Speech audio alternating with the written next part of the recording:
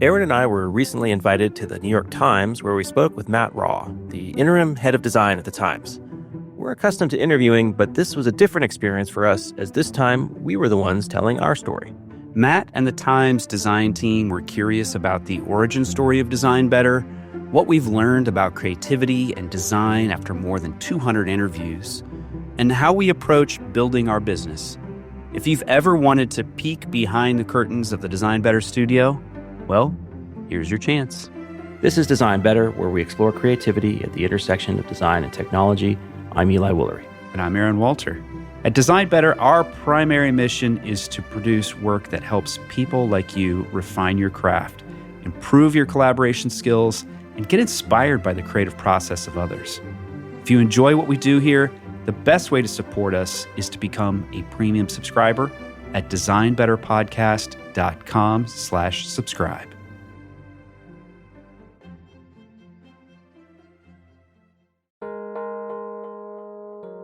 We'll return to the conversation after this quick break. Design Better is brought to you by Wix Studio, the platform built for all web creators to design, develop, and manage exceptional web projects at scale. Learn more at wix.com/studio. And now, back to the show. I'm really excited that you're both here to talk with us today. Let me say a little bit about Design Better and introduce the two of you, and then we'll jump into the conversation. Design Better, if you don't know, explores the intersection of design, technology, and the creative process through conversations with inspiring guests across a lot of different creative fields. So think John Cleese to George Pechnig and everything in between. These guys have talked to them. Eli trained in the product design program at Stanford, where you now teach as a lecturer, right? And you have a background in photography, filmmaking, as well as product and industrial design. You're formerly the director of design education at Envision, which is a platform I think if you're a designer, you're probably very familiar with. You also founded Out of the Deep Blue, a design consultancy where you worked on web and mobile applications for clients like Genentech and Kaiser Permanente. And I've come to learn you're really into the ocean. Yes. And study marine biology, also love to surf, dive, and kayak. Aaron is a design and technology leader. He started the user experience design practice at MailChimp and helped grow that company from a few thousand customers to tens of millions. And later also was at Envision, where he studied design teams at some of the most admired tech companies to identify the traits that influence success. And more recently, when COVID emerged, Aaron joined forces with public health officials to use design and technology in the emergency response. Aaron, you're also the author of a number of books, the latest of which is the second edition of Designing for Emotion. Designing for Emotion is one of the more formative books for me as a designer. It's super cool to be able to talk to you. And your guidance has helped the White House, Department of State, dozens of major corporations, startups, and venture capital firms. So really excited to have you both here today talking with us. Maybe we could start by talking a little bit about Design Better. For those who aren't as familiar with Design Better, what is it and what's the origin story? So Design Better, it's a podcast, but more than that, it's a community of designers, people who are passionate about design. It's something that started inside of a company. It started inside of Envision, a design company that is sadly sunset. But Eli and I took it independent in 2023. And we are expanding it in new directions. Yeah, and I think it's come out of a natural curiosity that Aaron and I both have, both about, how do we become better designers, but how do we also just be better creatively in general? And I think after the first few years of doing the show, which did very much focus on product design, especially digital product design, given what Envision's focus was, I think we both came to realize we're starting to have some of the same conversations. And if we're getting a little bored, our audience is probably getting a little bored. So we want to get new people in. We want to explore other areas of creativity and draw lessons that folks in our audience who are still primarily designers can use, whether that's from a David Sedaris or a John Cleese or an Eileen Fisher. When did you know you had something bigger on your hands? So the thing about a podcast or even writing a book is it feels a little bit like you're shouting into the void. You don't really get any feedback of if it's useful or interesting to people. But I remember we got covered by Vanity Fair. It was on Vanity Fair's website, and there was a really lovely quote. And I thought, oh, so people actually listen to this and pay attention. And then Architectural Digest. And then we started to kind of pay attention to numbers. But for us, it was a labor of love when we were inside of Envision. And nobody in Envision said, hey, please create a design podcast. It was like a thing that we wanted to do as a way to learn and also support people and bring a lot more voices into the conversation. No one was really asking for the numbers, but once we started to look at the download numbers, which didn't really mean much to us, and then we started to look at other podcasts, we realized, hey, this is actually substantial. And it's been interesting to see that grow. Podcasting is a very long tail game where there's maybe 3 million podcasts in existence, and most of those aren't living anymore. They're sort of dead content. But at the scale we're sort of found ourselves in the top 0.5% of all podcasts globally, which seems like a lot, but we're still like way smaller than the giants, like the Joe Rogans of the world. Definitely smaller than the Daily. Smaller than the Daily, for sure. And so the numbers were interesting, but I think for me, what really gave me a sense that we were onto something is some of the just qualitative stuff that we were hearing. So for instance, I heard from a young woman who just entered college. She said she started listening to us in high school and actually convinced her to study design in college. So I was like, wow, we are having an impact. That's an impact. Yeah. Oh, that's cool. One thing that's sort of been constant with Design Better is creative inspiration and getting under the hood a little bit and what makes creators in all sorts of disciplines tick. Tell us a little bit about how you find these stories. Like, how is it that you are able to find such a wide group of folks to hear from and who are willing to sort of let you into their heads a little bit? I mentioned that sort of looking at disparate fields, and sometimes it ends up being kind of obscure things. So for instance, we reach out to publicists, Penguin Random House, and try to get interesting folks who have new books coming out. And sometimes they'll pitch us on someone, like for instance, Sarah Seeger, who's an astrophysicist. And at first glance, you might think, what does an astrophysicist have to teach us about design, right? But we read her book and it was very interesting. And it turns out that her work is very cross-disciplinary, working across different fields. And I think we can actually learn from that, like learning from, how do we speak the language of other disciplines? And she herself was autistic. She found this out later in life. So how do you communicate with people who think differently? We occasionally get pitched or we find someone who's in a very different field than maybe it's traditional product design or graphic design. And we learn a lot from them. We still love to talk to people in product design space. It's still kind of the nexus of a lot of what we're curious about. But we feel like the space is pretty navel-gazy. We've had a lot of conversations, whether it's conferences or things that have been published online, books and so forth, about design systems and other core things, leadership, et cetera. Useful and interesting, but it turns out that these disciplines or these ideas did not originate with product design. Mm-hmm. And there are a lot of other folks who are solving problems creatively in novel and new ways. They're prototyping, they're experimenting in ways that can inform the way that we work. So for example, David Sedaris is someone who is a master of prototyping. He is constantly observing, does amazing user research. He's always looking at the absurdity of humans and the weird things we do, capturing that in his notebooks, every day turning those into some sort of little essays, reading those in front of an audience where he sees where the laugh lines are, where they don't happen. Then he edits his books 50 times, like 40, 50 times before it goes to an editor. Editor comes back and says, you need to cut this line. He's like, no, that's my best line of the whole chapter. And he knows that because he's doing all the research. So in many ways, the way that somebody like him, a humorist, a writer, there are echoes of the same types of things that we do. And we feel like if we expand the purview of what we're looking at beyond just people who are literally creating the exact type of digital product as us, there's a lot more that we can learn from the world. Yeah, another example is the John Cleese, who wrote this little short book on creativity. We were talking about your process here at the New York Times earlier, where there's an ideation, visioning phase, and then you execute and iterate, prototype. Turns out he does very similar things where he talks about having an open mode when you're coming up with ideas, writing comedy or drama, and then more of a closed mode where you make the decision, you finish the script, you film it, et cetera. So even in these different disciplines, there's a lot of similarity in how you approach that process. Right. And just hearing some of the language of how people approach this in other creative fields can unlock things. For me personally, as a listener, I just learned David Sedaris prototypes. I would not have made that connection without Design Better, right? That's very cool.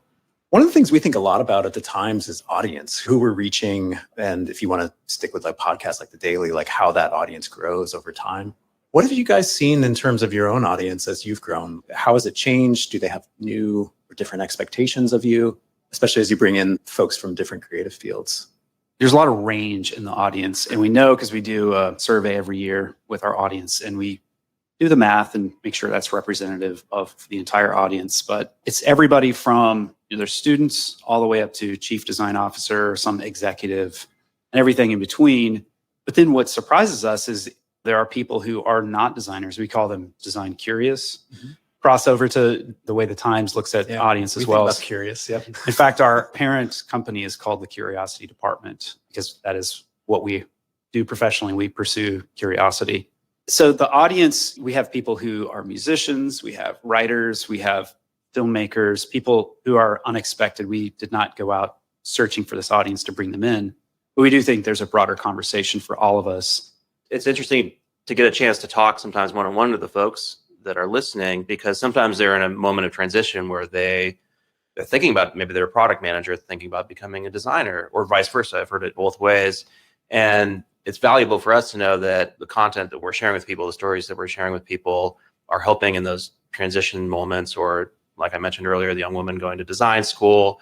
So hopefully they're relevant to them, but then also folks way up the ladder that are leading larger teams. We can talk to, say, someone here at the New York Times. How did your team approach the design process, or a team at Google, and share those stories and insights to help on the leadership side too? So we're trying to kind of address all ends of it. I think the way that stories are told also broaden the aperture of the audience as well. And I know that y'all are experimenting a lot with video and other ways to engage an audience. That's something that we've been exploring too. We moved, I think it was like a year and a half or 2 years ago, over to Substack. And Substack is actually an amazing platform. I'm fascinated by how a platform like that could become popular, and its business model that people pay content creators. And that's how Substack makes their money, is they take some percentage of that. It's a great platform, though, for discovery, because there's a lot of people who they subscribe to a different Substack. They find us, and we see tons of growth through that, a lot of adjacent growth. So that being built into the system is pretty significant.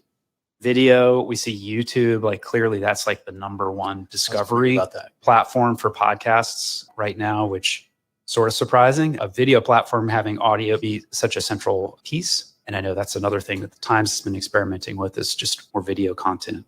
Yeah, you're sort of getting into my next question, which is, whether it's being on Substack or thinking about publishing on YouTube, how does that change how you think about what you're offering in terms of format or even the content itself?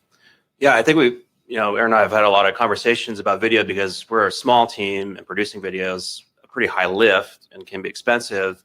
But we've come to realize that that's where a lot of the growth is, certainly a lot of the discovery. YouTube's the second biggest search engine in the world, at least until AI disrupts everything. For now. It can be challenging, quite honestly, to make like a talking heads video over Zoom interesting. And I think folks that are consuming over audio are often doing other things. They're cooking or they're taking a run. And if you're on YouTube, I personally would have trouble, even if it was filmed very well, like sitting down and watching a 3-hour podcast. I just don't know who has time for that. But some people do, or they dive in and out of it. So thinking about how can we make that interesting?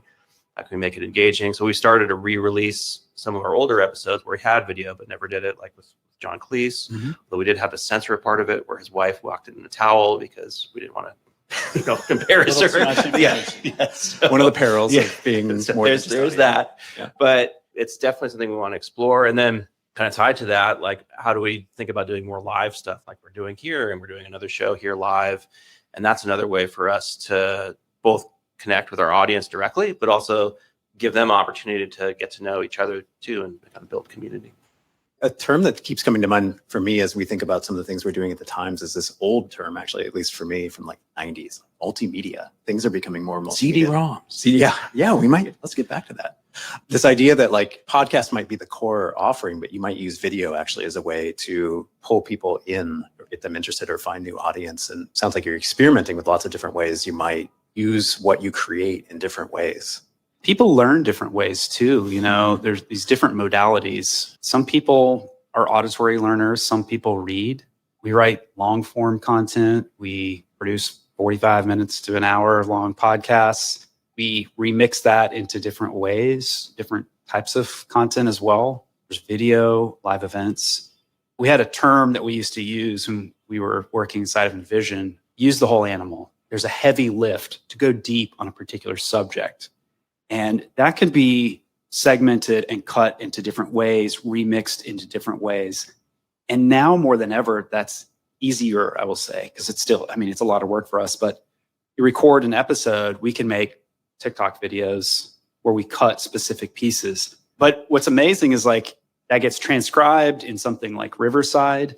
You can edit specific words out. So you get very specific editing. You're editing copy to edit video. You produce that, you can put that out onto many platforms. It goes onto YouTube, it goes onto socials, it goes into Substack as a different piece. We're exploring different ways that can be used.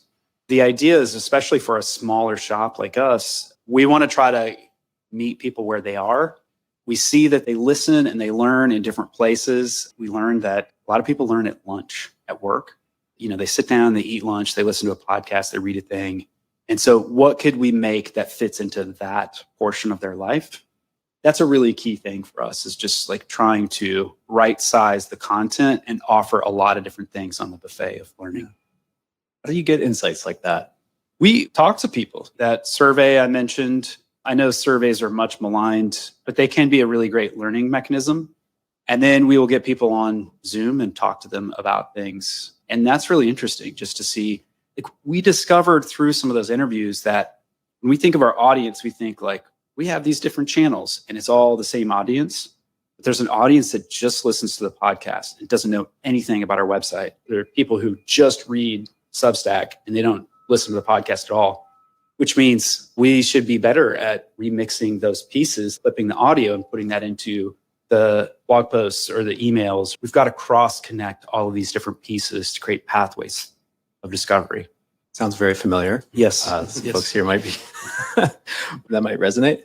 Let's talk about your creative process a little bit. Turn the tables on you. You know, obviously the technological landscape is changing very quickly. I was going to say, we've gone 20 minutes without really talking about AI, which I think is probably a record for 2025. In what ways is or is not generative AI impacting how you create design better? With the caveat that there's still a lot of like ethical considerations to think about and ways that things that go terribly, horribly wrong. I think Aaron and I are both very optimistic overall, and we do use it quite a bit, especially given that we're such a small team and we need to kind of leverage ways to expand our capabilities. As a small example, we just started this new series, which we're calling The Roundup. So what we're doing is looking at past shows and trying to tease out insights that are common across the shows. And the first one was about AI. And we had, hundreds of pages of transcripts that, 5 years ago we would have had to go through by hand, but we could feed it into AI, have it pull out some of the common themes. Now it still hallucinates, so you have to double check things, but it makes that part of the work a lot easier. And then we can use our human lens and editorial judgment to figure out, okay, what's really going to be interesting? What are the real insights here? So yeah, in that way and many others, we've been using it quite a bit. I mean, there's not really part of design better that AI does not come in handy. We are not mathematicians. We have creative backgrounds, but running a business, you have to do some things. You have to write a bunch of proposals, and we would rewrite those proposals all the time, which does not require math, but built a tool that helps us create that proposal with common language that pulls our latest statistics about, our audience size, what brands are represented in our audience, et cetera. Built a tool that helps us forecast, like, okay, here's our data, our analytics about how many people are subscribed, paying, et cetera, and forecast out what do we look like in a year, 2 years, 3 years, if it's linear, if it's exponential, et cetera. So we can start to forecast that stuff.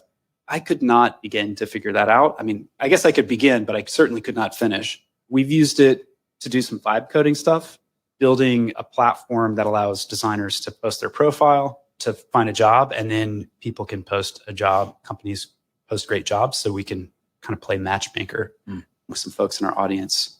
We use it to clean up audio. There's an AI tool for kind of every piece of our business.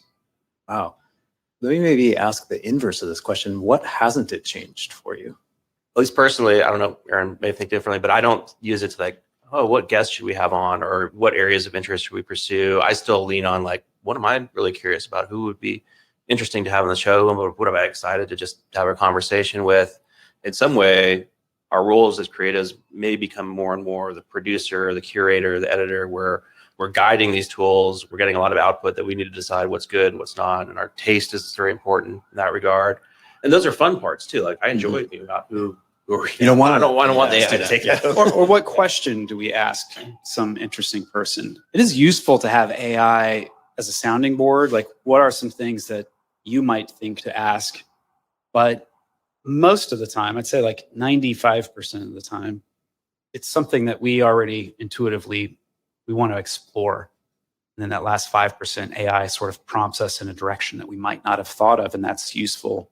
We're still writing. We still write everything. It'd be easy to just say like, here's podcast transcripts from these 5 episodes of a common theme, write a blog post. It's just not interesting. It's just not interesting. You've got to have an interesting human take. Something that keeps coming up a lot as a theme with our guests is the idea of taste. And taste is a word that has very much put me off for a long time because it feels very snooty. But taste is a really important thing that comes from years of experience. It comes from a deep understanding of a topic, a space, a discipline. So you can discern what quality looks like. And that, I think, is emerging as this relationship that we have with AI in a creative way, where we can be the judges, we can evaluate, we can have an idea, which AI can sort of carry our water creatively to a certain degree, but ultimately we have to be the ones based on the breadth of our human experience to create something for other humans to enjoy. That resonates. That's something that's been coming up a lot in conversations among designers I talk to here is in some ways the rise of especially tools that help us create designs just further illustrates the critical role that the human designer plays in selecting, in judging, in understanding what works and why it will work or won't. So it makes a lot of sense to me that you're hearing and feeling that too. You mentioned that this has sort of been a theme that you've heard more recently among some of your guests. What sorts of things stand out to the two of you? Like, do you have a favorite interview? Are there themes that have been surprising to you over the years as you've been able to sort of have such a broad set of conversations with creative folks? The thing that's been most interesting to me lately is just how many creative people have ADHD or some sort of neurodivergence, dyslexia, looking at the world in a different way. So much so that it has caused me to wonder, is this a misnomer? It's, attention deficit disorder, a disorder. And so the National Health Institute did a study and discovered that globally, about 7.5% of the global population has ADHD. I have a strong hunch, not a scientific hunch, that is very underreported because there are a lot of people we've talked to who exhibit ADHD. I'm not a psychologist, so I can't really evaluate, but there are these echoes that continue to present. I think it's a much higher number. And if that's the case, then is that a disorder if a large portion of the global population, their brains operate this way? Not a bug, it's a feature.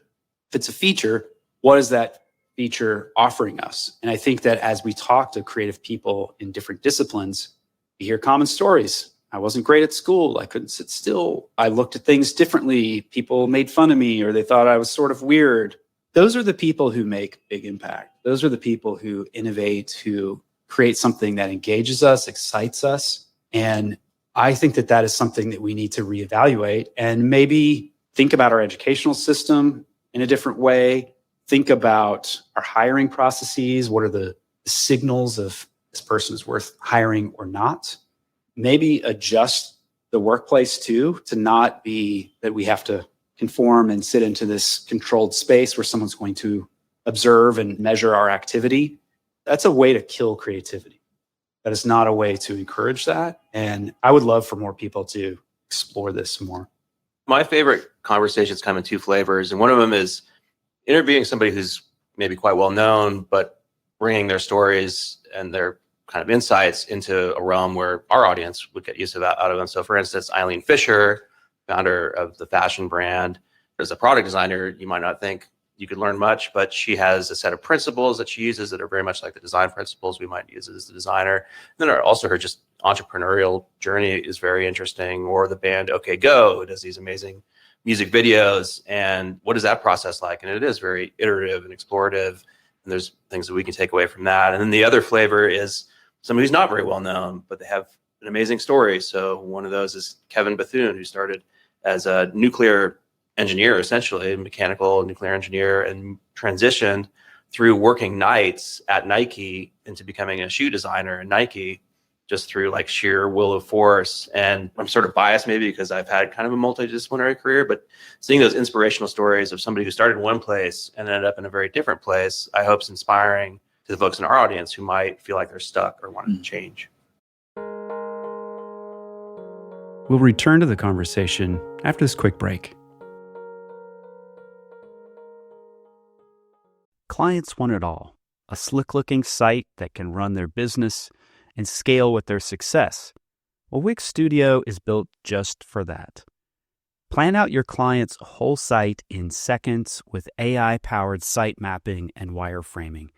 Then when everyone's on the same page, you can jump into the creative stuff, starting off in Figma or in Wix Studio Editor with super precise layout tools like Grid, Stack, and Flexbox.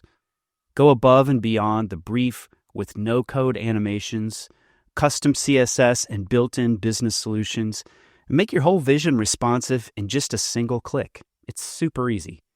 And there's zero need to break a sweat when clients grow fast. A dynamic CMS with global design settings and reusable assets lets you turn one page into hundreds. Design smoother and deliver sooner. Go to wixstudio.com. That's wixstudio.com. Design Better is supported by dupe.com. Visual people like us feel the effects of our living and working space. To do our best work and live our best life, we need to be in a beautiful, productive space. But often our aspirations and budgets, they don't quite line up. I've got a special hack for you that will help you design your dream living space for less. It's called dupe.com, dupe.com.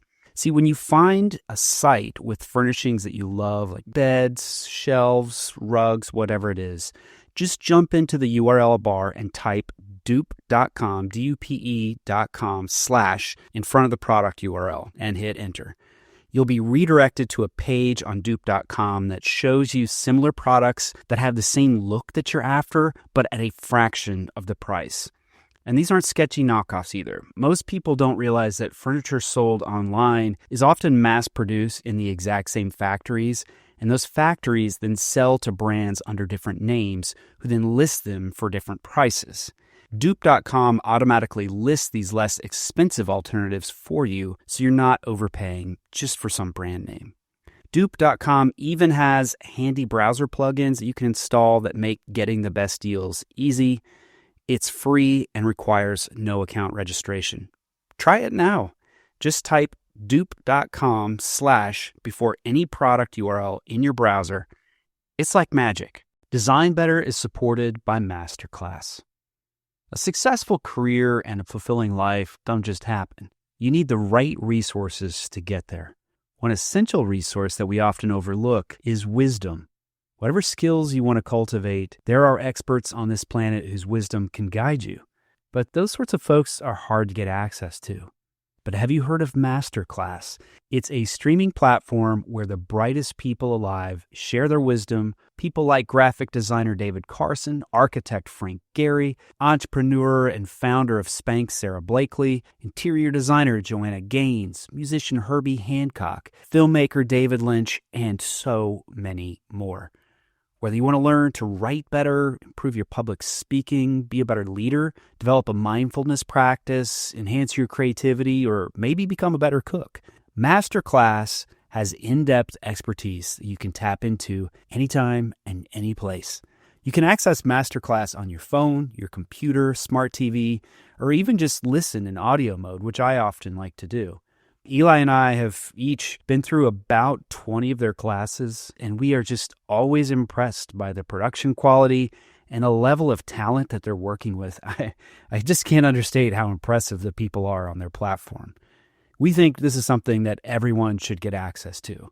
And that's why right now, Design Better listeners get an additional 15% off any annual membership at masterclass.com /designbetter. Save 15% off at masterclass.com/designbetter. Masterclass.com/designbetter for 15% off. Design Better is supported by AquaTrue. Pollutants, pathogens, and impurities can find their way into our drinking water when we don't even know it. That's why it's essential to have quality water filtration in your home. We love AquaTrue's filtration options. Eli and his family have been using an AquaTrue countertop water filter for a while now, and they love it. It keeps Eli's family safe from pollutants, and they can really taste the difference when compared to their tap water. AquaTrue removes over 84 of the most harmful contaminants, including microplastics, chlorine, fluoride, arsenic, nitrites, and something called PAFAS, known as the forever chemicals. Definitely not something you want in your body. AquaTrue also offers high-capacity under-sink options, and they even have a Wi-Fi connected purifier with Mineral Boost. You'll get essential minerals every day just by drinking water. AquaTrue comes with a 30-day money-back guarantee and makes a great gift for anyone that you care about.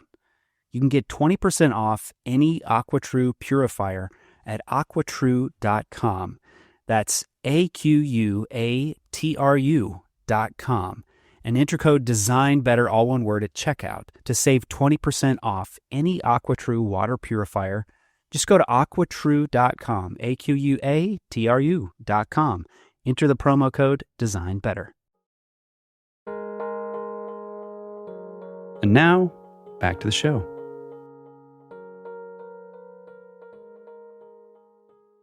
I'd love to come back a little bit to sort of how you think about Design Better as a product. And Aaron, you used a word early on, community, which is really interesting to me. Maybe we'll start there. Like, to what extent do you see Design Better as a community?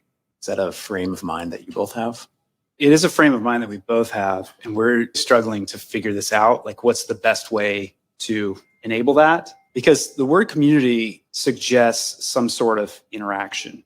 It's not just a broadcast, it's a dialogue.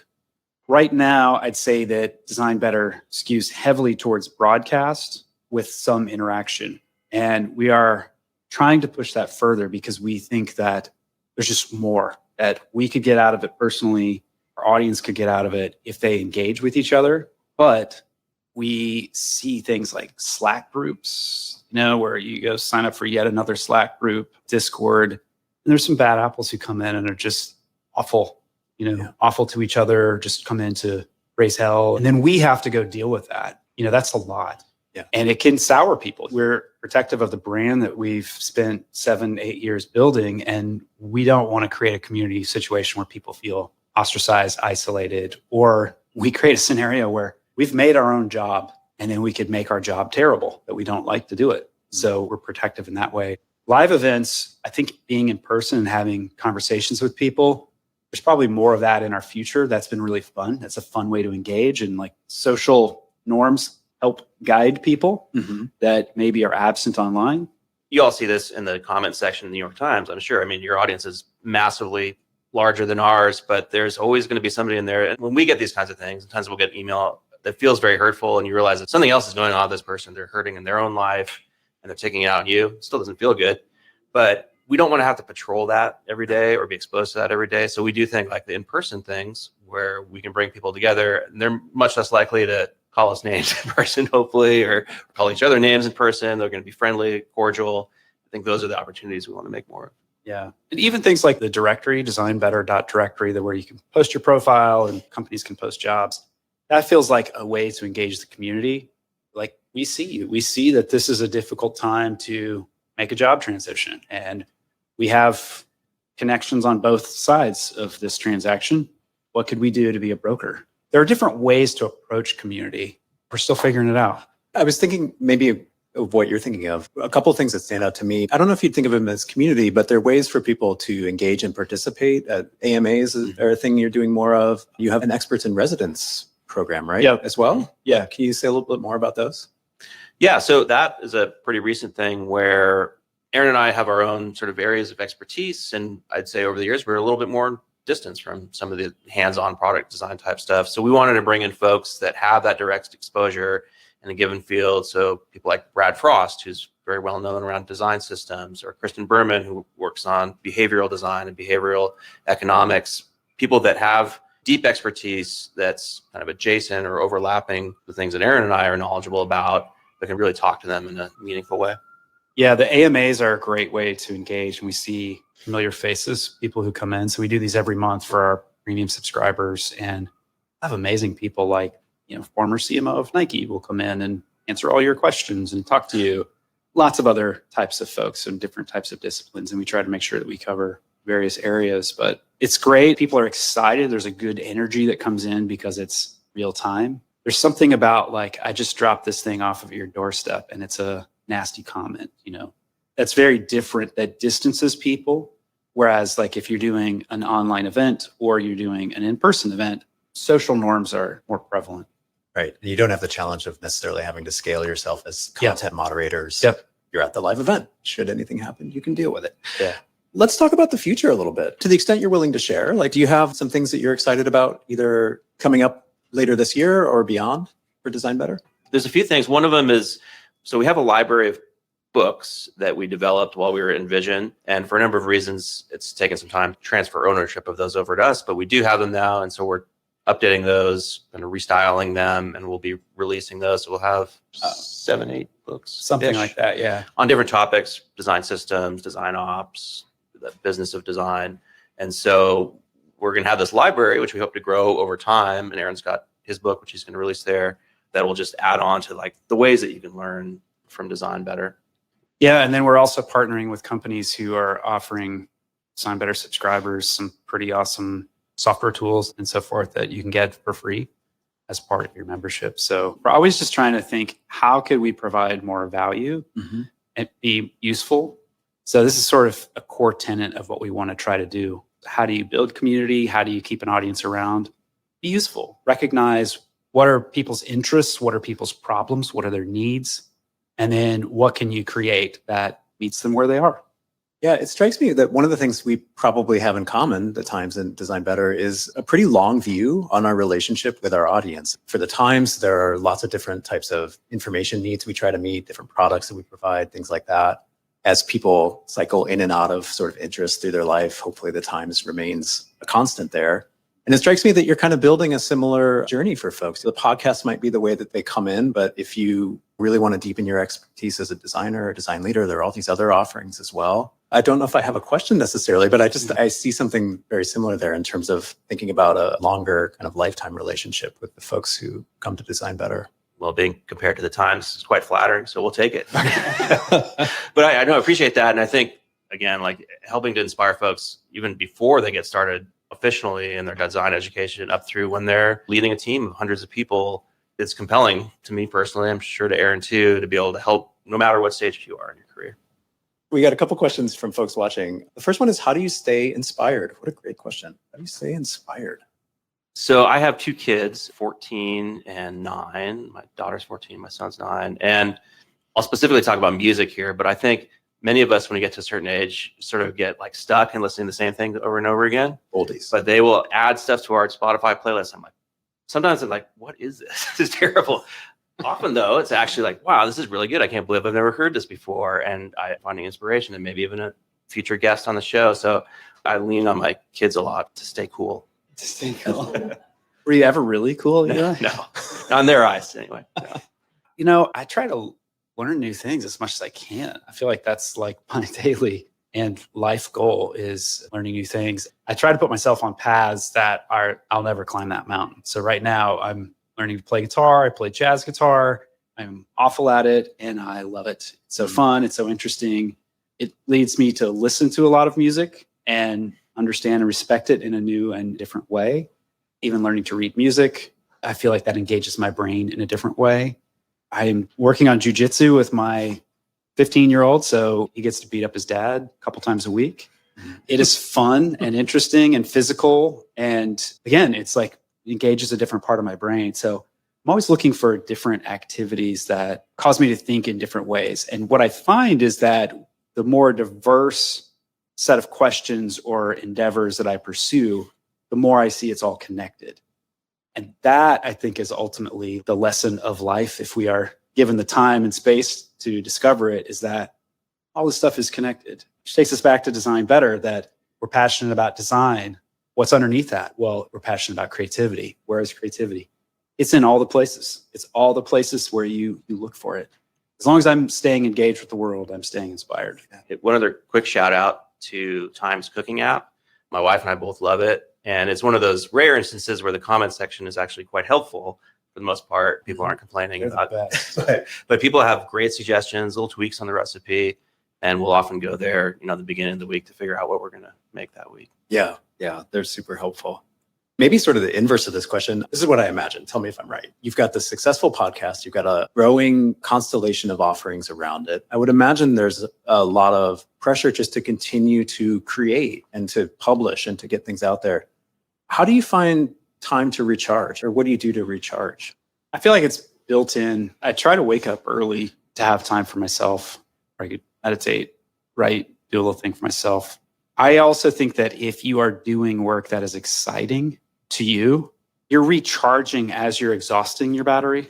It's kind of like having a solar panel you're charging your cell phone. That's what it feels like to me. Is work is not work. I have had those types of jobs where I feel like, oh my God, I just need to go unplug and disconnect from that. But I don't feel that with this type of work. So yeah, I spend a lot of time outside. You mentioned the ocean early on. So I'm a surfer. I spend a lot of time free diving, surfing.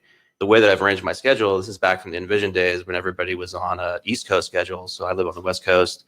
So I'll usually start at like 6 or 7 in the morning and be done by 2 or 3. Sometimes that means I just go pick up the kids, but sometimes if my wife's picking up the kids that day, I'll go, surfing or for hike or mountain biking. And I find that time outdoors for me, that really is necessary to recharge the batteries. there are times where we have calls and Eli's sitting in his Volvo in his wetsuit. It's happened before. I can see the ocean behind him. He's like, all right, let's wrap up. Love it. Okay, another question from the audience. What's the craziest thing you've done to get a guest on the show?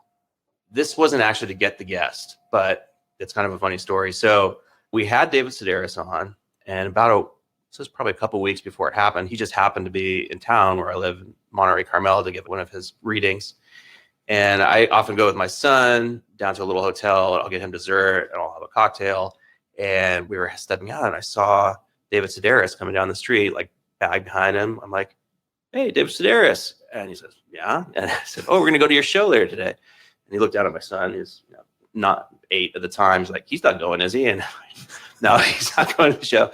And he said, "Can I walk from here?" And knowing that he walks 15, 20 miles a day sometimes, it's like, yeah, it's like 6 blocks. I think he can handle it. So I had the chance to actually meet him in person before, which doesn't usually happen with a guest. So that's kind of fun. That's cool. I don't know that we have a lot of crazy things we have to do to get guests, but you do have to be persistent in a non-annoying way, which Eli's much better at this than I am. I grew up in Iowa, and the social piece, I'm sort of direct, like, "Hey, here's the thing. Here's what you get. Come on over. Let's talk." Mm-hmm. And I realized that you have to be a lot more open, like kind of shape your language very thoughtfully. There's some guests who are just busy. And so you constantly like, "Hey, no problem." You kind of warm up. There's one high profile guest that we have been warming up for a couple of years now. Mm-hmm. Still not booked, but okay. Hoping maybe this fall. It is a person that we would all know, but we're still working our way. Okay. Yeah. There's another one that I think he's cursed in that he's well known and his email address is public. And for whatever reason, he would respond to me usually pretty quickly. And it was always a polite no. And I would just ask once a year. And third time's the charm, I guess he decided. Persistence. He came on. Yeah. Let's stick with the podcast for a second. What are podcasts that you both listen to on a regular basis? Anything you'd recommend for us? The Daily we heard.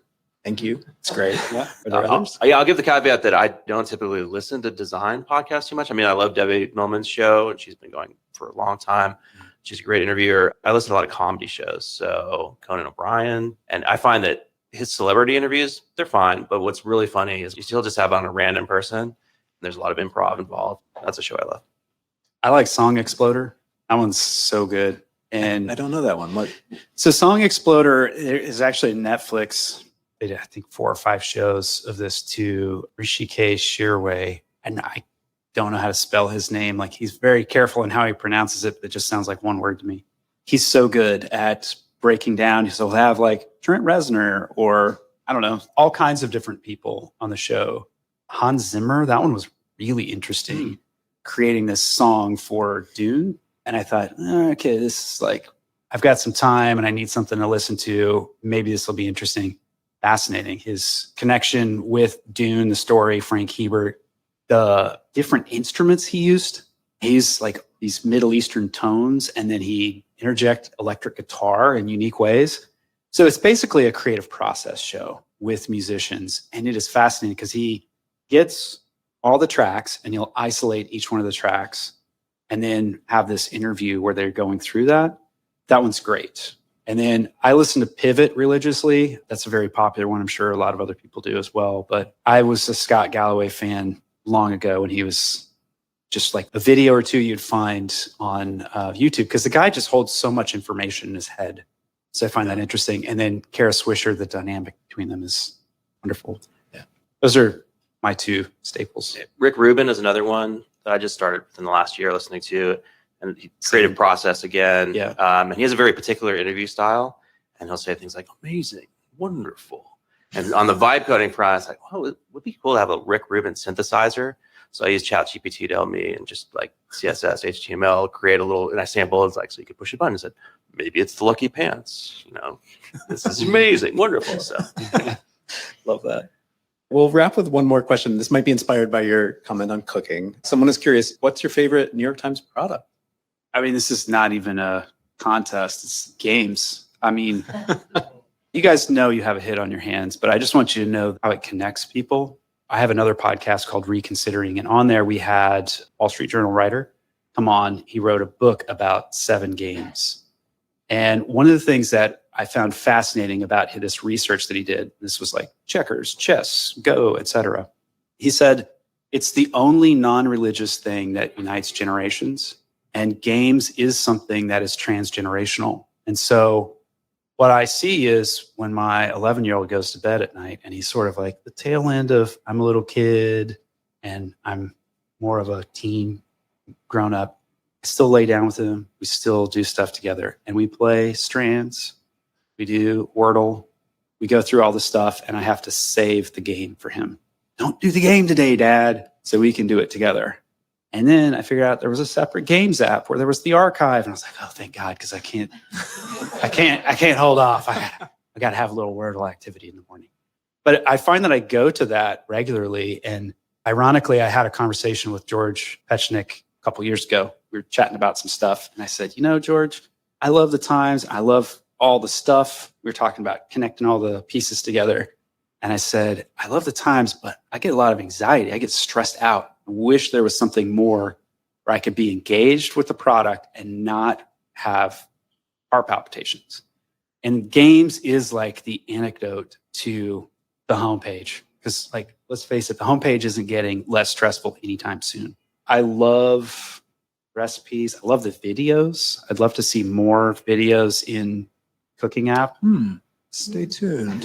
Yeah. oh, special preview. The cooking for me too, that's my favorite, but it's also intergenerational in that my mom will share recipes with me and my dad, but he's not in great health. So for me, one of the really rewarding things is to find a recipe that I really love. And then if I get a chance to visit, to go cook it for them, because it feels like this cool connection we have. Enjoy that.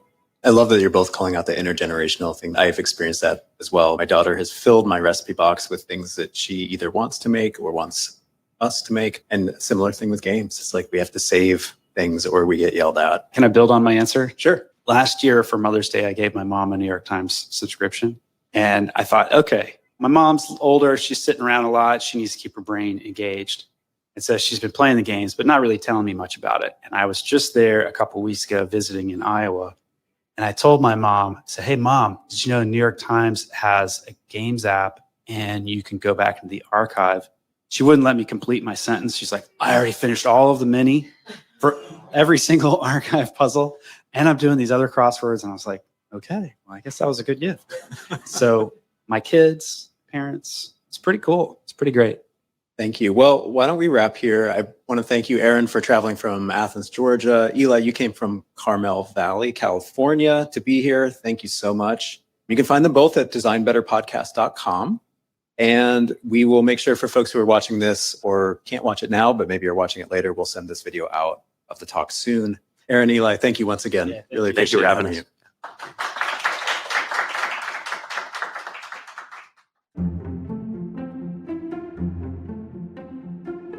This episode was produced by Eli Woolery and me, Aaron Walter, with engineering and production support from Brian Paik of Pacific Audio. If you found this episode useful, we hope that you'll leave us a review on Apple Podcasts, Spotify, or wherever you listen to finer shows. Or simply drop a link to the show in your team's Slack channel, designbetterpodcast.com. It'll really help others discover the show. Until next time.